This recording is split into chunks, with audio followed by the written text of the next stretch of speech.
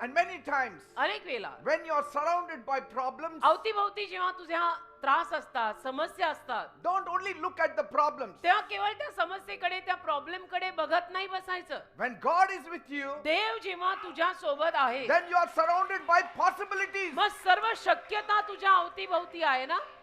And so when life says stop, तर जीवन जेव्हा तुला असं म्हणतं की बस आता थांबा, God says go. देव म्हणतो नाही, आता थांबा नाही, आता सुरू व्हा. I am with you. मी तुझ्या सोबत आहे, आता सुरू व्हा. I will not leave you. I will me not forsake me you. तुला सोडणार नाही, मी तुला टाकणार नाही. Praise God.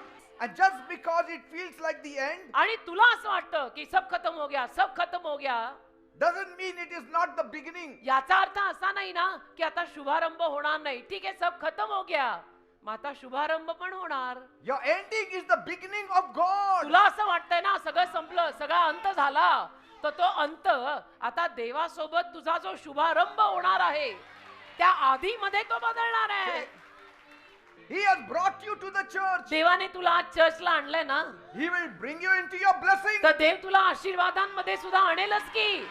जो चर्चला घेऊन आला तो आशीर्वादात सुद्धा घेऊनच येईल. He has brought you and made you to sit here. अरे त्याने तुला इथे आणलं, इथे बसवलं. Now from here he will take you to glory. इथून पुढे तो गौरवात तुला घेऊन जाईल, वैभवाकडे घेऊन जाईल.